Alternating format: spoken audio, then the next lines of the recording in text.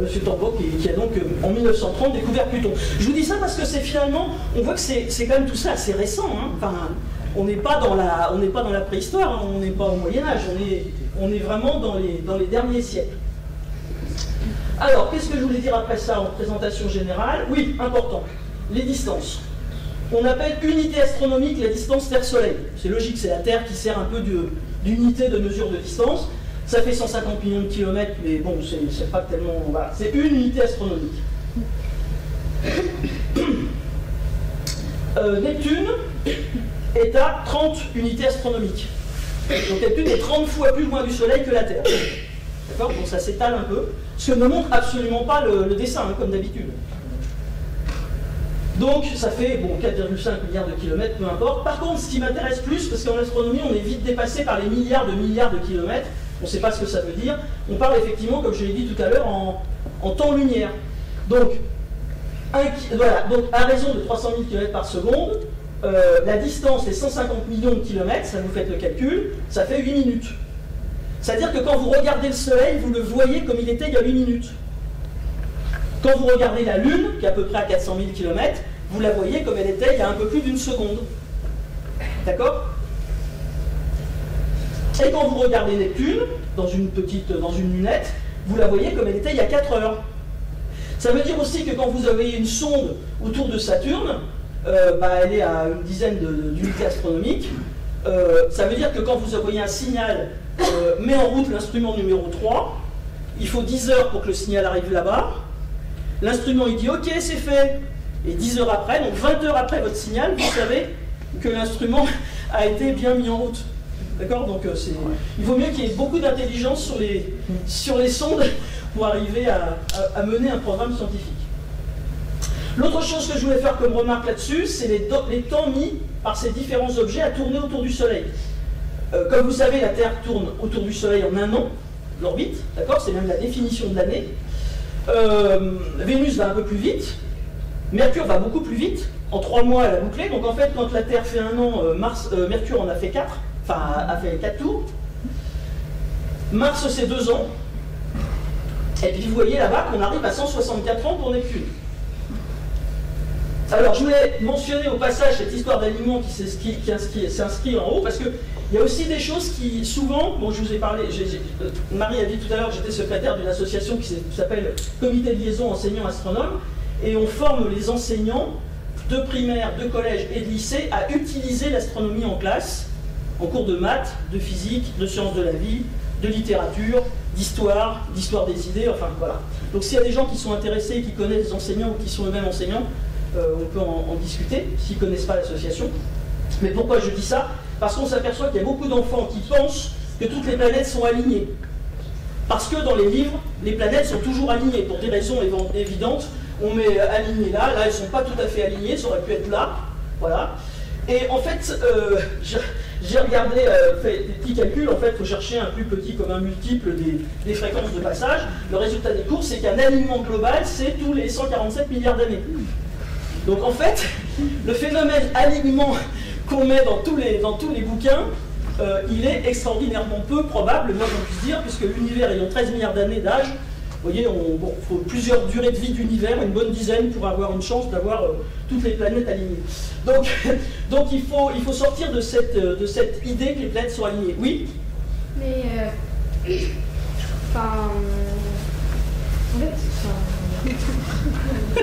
Mais en fait, le système solaire, il a que 5 milliards d'années, donc... Oui, en plus, mais une fois qu'il existe, tu veux, l'alignement ne se produit que tous les 147 milliards, donc ça aurait pu être la semaine dernière, on est d'accord, hein, et la suivante, ça serait dans 147 milliards d'années, mais ce que je veux dire, c'est que c'est un phénomène extrêmement improbable. Or, c'est très souvent, la plupart des bouquins, vous pouvez regarder dans les bouquins d'astro, quand on présente le système solaire, c'est en général avec des planètes alignées. C'est juste pour vous dire qu'il y a beaucoup d'enfants qui se mettent dans la tête que les planètes sont toujours alignées. Si elles le sont, c'est pendant une journée, tous les 147 milliards d'années, d'accord? Donc c'est pas du tout représentatif de l'état du système solaire. Bien. Alors, on va faire un tour sur le premier paquet de planètes, là qu'on appelle les planètes telluriques. Qu'est-ce qu'elles ont en commun, ces planètes telluriques? Puisque j'ai des petits Alors vas-y. Yes, c'est ce que tu disais aussi, parce qu'il parle plus fort même quand il n'a pas la parole. Donc vas-y, t'as dit, c'est ça que tu voulais dire? Elles sont solides, voilà. On peut marcher dessus. Planète tellurique, c'est... Alors, première petite planète tellurique, Mercure. Donc là, c'est sur un fond, c'est une image qui a été faite en Andalousie, et puis on a superposé les positions des planètes tous les 2-3 jours. Alors, Mercure, on le voit très peu, c'est pas facile à voir, parce qu'il est toujours, forcément, toujours très près du Soleil.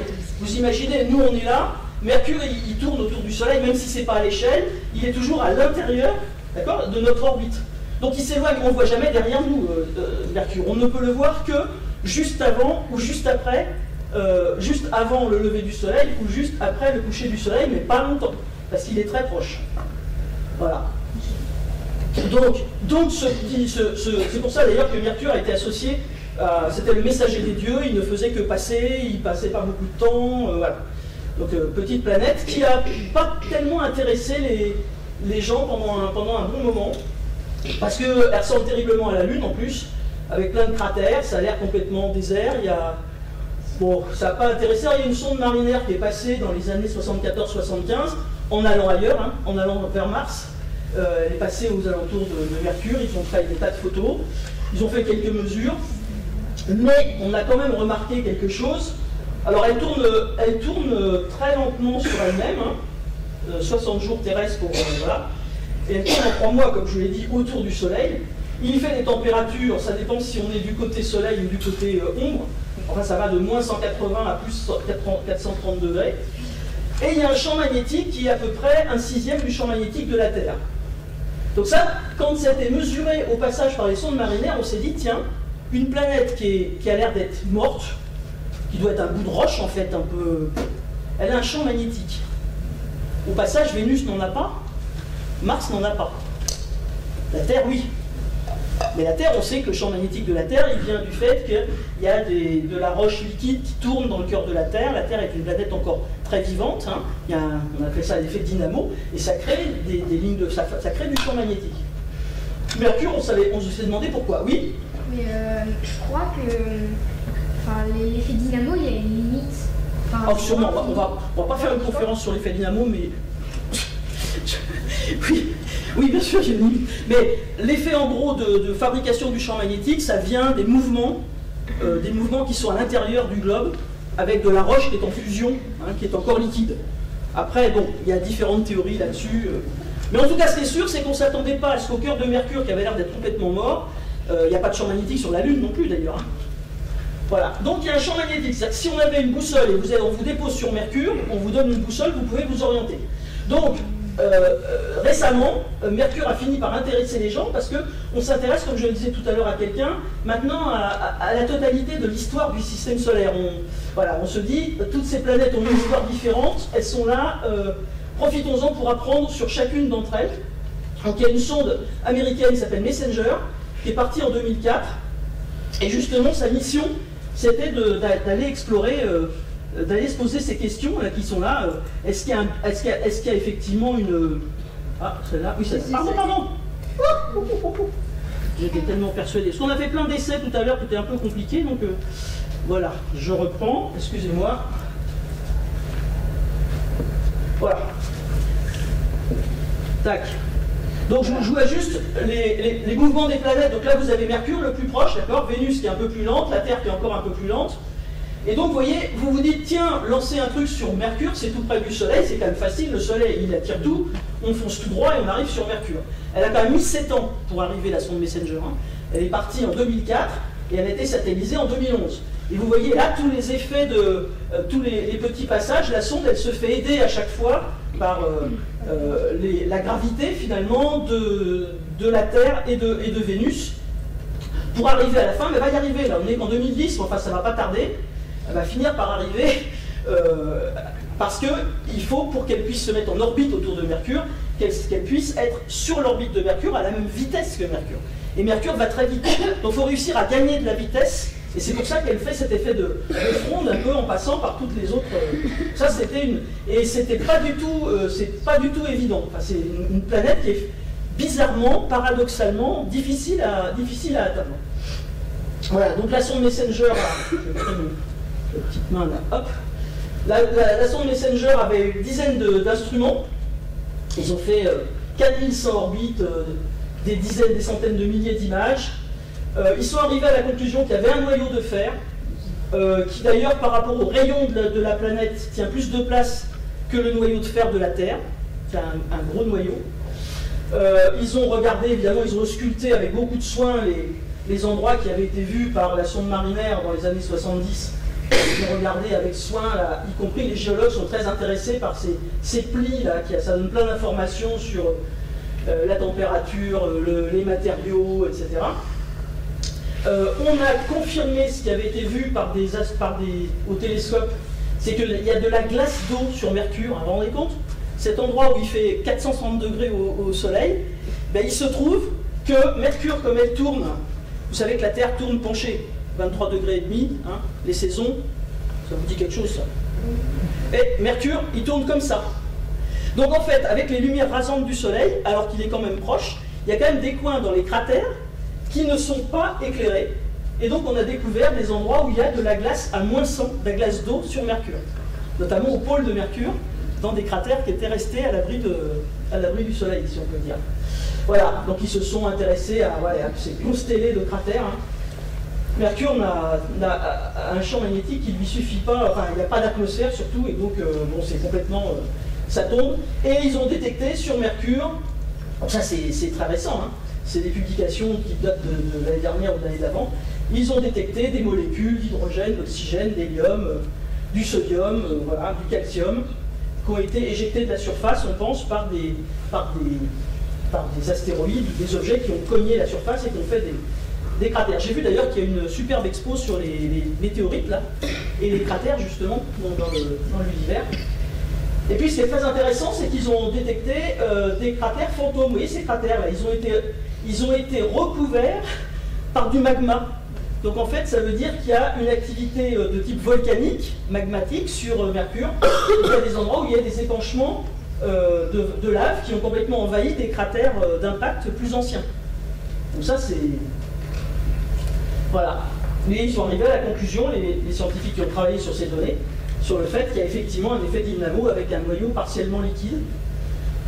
Alors Mercure est tellement... Alors ça c'est une photo vue de Mercure. Vous savez ce que c'est, ces deux petits machins, c'est mignon. La Terre et la Lune. Yes. La Terre et la Lune, à 180 millions de kilomètres, dans l'immensité. Donc c'est une image prise de Mercure, de la Terre et la Lune. Et voilà, donc là, elle va partir le 19 octobre. Donc c'est dans pas longtemps. Lancement Ariane 5 de Kourou, un ensemble de 2 satellites de la mission Bepi Colombo, du nom d'un astronome italien.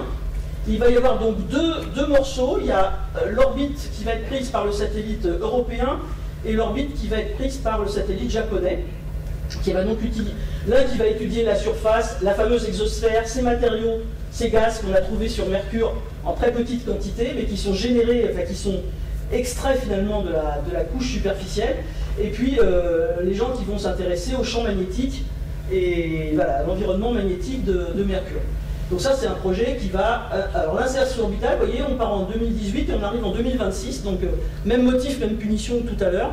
Il va falloir être patient pour les scientifiques qui ont conçu, réalisé et testé des instruments, parce qu'il va falloir quelques années encore pour que ça arrive sur place. Voilà, et donc voilà le satellite Bepi Colombo dans la salle d'essai acoustique. Ça c'est tous les essais qu'on fait pour simuler un lancement de fusée Ariane avec toutes les vibrations, et voilà, donc la sonde qui est prête, les essais acoustiques qui ont été faits en juin 2017 à l'Agence spatiale européenne à côté d'Amsterdam, avec les différents modules, le morceau japonais et le morceau européen. Tout ça est prêt, donc le 19 octobre, normalement, vous devriez entendre parler de ce lancement de cette sonde européano-japonaise. Ok pour Mercure. Alors, Mercure est à 60 millions de kilomètres du Soleil, c'est à peu près la taille de la Lune, hein, en gros. La deuxième planète qui est à l'intérieur de l'orbite de la Terre, par rapport au Soleil, et qui tourne autour du Soleil, c'est Vénus, qui est à peu près de la taille de la Terre, et qui est à peu près à 110. Donc vous voyez, là c'est à l'échelle. Alors ce qui est à l'échelle, c'est les distances et la taille du Soleil. Évidemment, je n'ai pas pu à cette échelle-là représenter les planètes, qui sont beaucoup plus petites que l'épaisseur du trait, donc c'est complètement invisible. Alors, ça, voilà, donc là, vous avez une image de Vénus, vue de la Terre.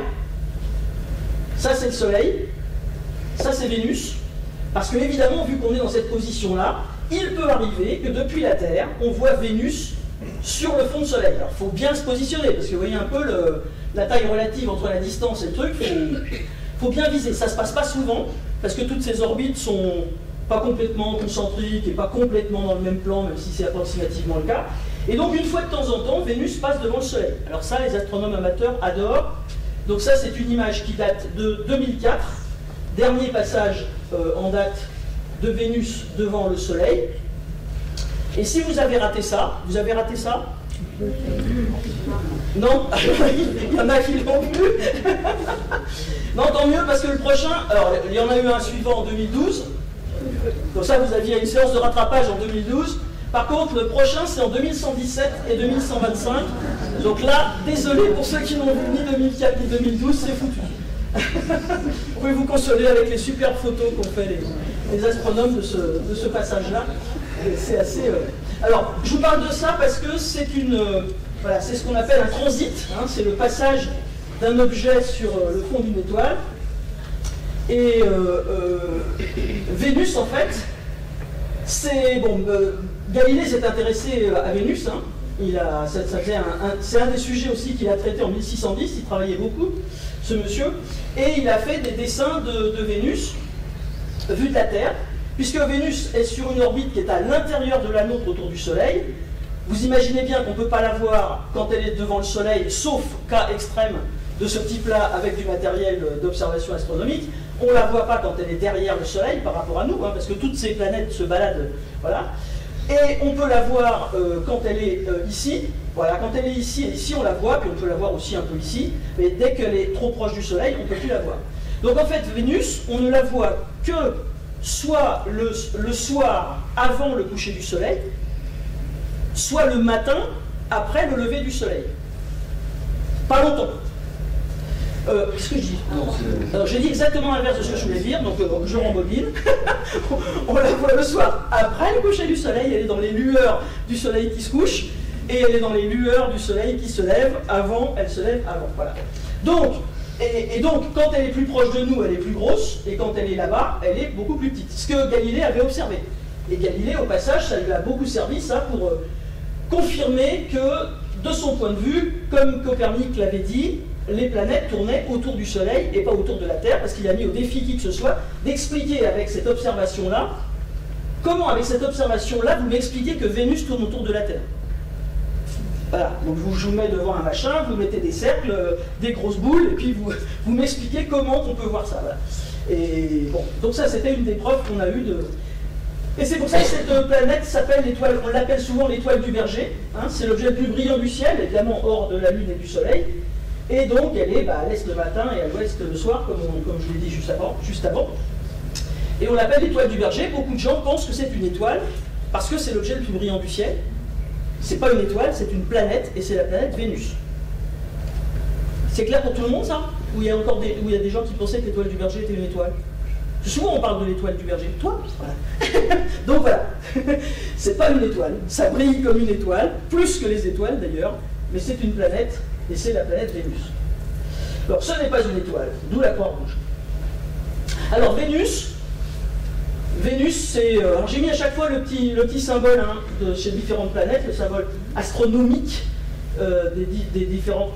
Alors Vénus est une planète extrêmement mystérieuse, et elle est restée longtemps, et elle l'est encore assez largement, alors qu'elle est tout près, et qu'elle est très proche de la Terre comme forme, comme taille. En gros, elle tourne extrêmement lentement sur elle-même. En gros, un jour vénusien, ça prend un an, c'est-à-dire que... Oui, pardon? C'est ce que j'allais dire. Tu sais plus ce que tu voulais dire? Non, c'est ce que j'allais dire. Ah oui, bon, si tu veux vraiment faire la conf à ta place. Oui, t'avais une question, toi? Non, en fait, je demandais pourquoi il y avait tellement de nuages. Ah bah voilà, ça c'est une excellente question. Pourquoi il y a autant de nuages sur Vénus? Mais si tu trouves la réponse, tu auras peut-être un jour un prix de quelque chose. C'est une excellente question. Vénus est totalement recouvert de nuages et d'une épaisse couche de nuages. Et puis alors ce qui est bizarre, c'est qu'en plus cette atmosphère, elle tourne en 4 jours terrestres sur elle-même. Vous voyez, elle tourne beaucoup plus lentement que la Terre, et par contre la planète, et en fait l'atmosphère tourne comme une folle autour du... Ça c'est des phénomènes, on ne sait pas d'où vient l'énergie en question, donc c'est assez intéressant et mystérieux. Et alors Vénus a été très explorée, notamment par les soviétiques de la grande époque, 62 sondes depuis 1961, et la première sonde de descente en 1967, avec pas mal d'échecs. Vous allez comprendre pourquoi. Alors moi c'est ma planète préférée, non pas parce que je n'aimais pas le petit cœur, parce que c'est la déesse de l'amour, Vénus, hein.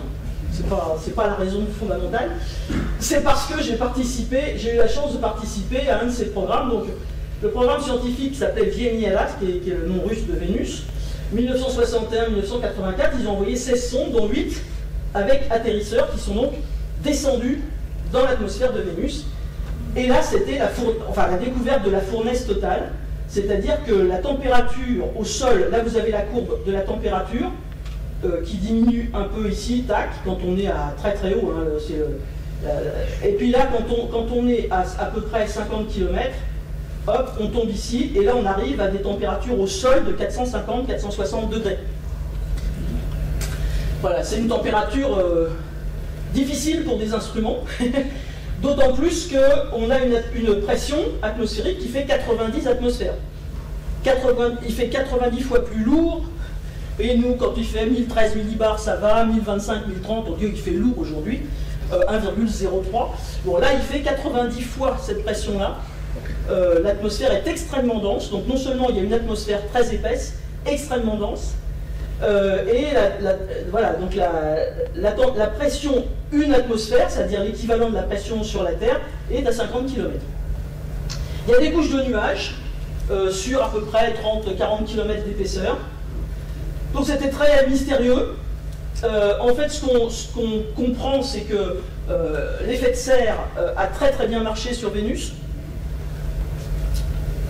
et que l'atmosphère, en fait, est constituée, vous voyez, en 95 bars, 96% de gaz carbonique. Donc on peut dire que c'est une atmosphère de gaz carbonique. Donc c'est un effet de serre qui a très très bien marché, qui s'est complètement emballé. Et c'est ça en ce moment qui est vraiment un sujet d'intérêt, y compris pour les gens qui font de la climatologie. C'est comment l'effet de serre sur Vénus a réussi à s'emballer à ce point. Donc le genre de choses que les Russes envoyaient sur la planète, c'est ce genre de sonde qui fait 1m60 de diamètre ici. Ça descendait sous parachute dans un premier temps, et sans parachute après, parce que de toute façon la pression est tellement dense que ça descend, on n'a plus besoin de parachute. Et ils ont rapporté les premiers clichés. Donc là j'ai mis le noir et blanc et j'ai trouvé le complément en couleur. Donc ça c'est la sonde numéro 13 en 1981 qui a rapporté les premières photos, images du sol de Vénus en couleur, avec un barème de couleur qui était quelque part ici le long de la sonde. Donc là ce qu'on voit c'est le bord de la sonde, hein, ici, avec les petits piquants qui sont là. Et puis ils ont fait quelques analyses en sortant un petit bras, en allant chercher un peu de sol et faisant des analyses chimiques voilà, à l'intérieur, avant que tout chauffe, puisque à 450 degrés, en fait, les instruments fonctionnaient à peu près 1 heure au sol. 1 heure, 1 heure et demie maximum. Hein, parce qu'au bout avec 450 degrés, même si vous emmenez là-dedans une bonne épaisseur d'isolant thermique, quand il fait 80 degrés, l'électronique, elle ne suit pas. Donc ils ont fait des analyses du sol, granit, basalte, volcanisme récent. Voilà. Et alors, donc, je disais que j'avais eu la chance personnellement de travailler, donc mon premier projet dont je parlais tout à l'heure, c'était sur le projet Vega, qui a donc fonctionné, enfin, la sonde Vega qu'on voit ici, un modèle de simulation qui est au musée de l'espace à Moscou. Donc ce projet Vega c'était Vieniera, donc Vénus, Galley. C'était au moment du passage de la comète de Halley en 1986, où un partenariat entre le CNES et l'Institut cosmique soviétique, ils ont décidé de faire un projet où on lâchait une sonde qui descendait dans l'atmosphère de Vénus et qui se posait, et puis un module qui servait d'ailleurs de relais radio qui continuait vers la comète de Halley. Voilà, donc ça a été lancé Baïkonour en 84. Voilà une photo avec la grande chef de projet de toute la collaboration franco-soviétique. Voilà un dessin très vintage de l'époque soviétique sur le schéma, mais enfin on voit bien qu'on largue sous parachute une sonde qui va arriver au sol. Ils ont aussi largué des ballons à l'époque, qui était fait par les Français. Et donc ça c'était le logo du projet. Il y avait 25 instruments, et donc un atterrisseur, des ballons dans l'atmosphère de Vénus, et puis direction la comète de Halley pour tout le module. Donc en fait ce qui était largué avec la sonde dedans c'est ça, et tout ce module-là c'était celui qui partait vers la comète de Halley en exploration. Voilà, et donc on est descendu, alors je dis on parce que comme j'avais un instrument dont j'étais responsable qui était dans le petit toit ici, la galerie, voilà, donc la sonde en question, j'ai dit 1m60, je la voyais plus petite que ça, c'est 2m40, 2m40 la boule ici, c'est un peu plus que ce que je disais. Et donc j'étais responsable d'un instrument qui s'appelait collecteur d'aérosol, qui a justement prélevé des gouttelettes dans les nuages de Vénus, les nuages dont je vous ai dit qu'on ne savait pas ce que c'était. On a prélevé des gouttelettes, on les a chauffées et on les a envoyées dans un analyseur chimique pour savoir de quoi étaient constituées ces fameuses gouttelettes. Voilà.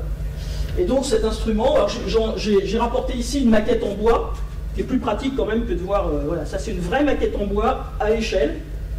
C'est l'instrument en question sans les boîtiers d'électronique, c'est une maquette qu'on avait fait parce que pour loger l'électronique dans l'encombrement qui nous avait été concédé, vous voyez que les plaques d'électronique, il avait fallu faire des trous dedans pour laisser passer ce genre de choses.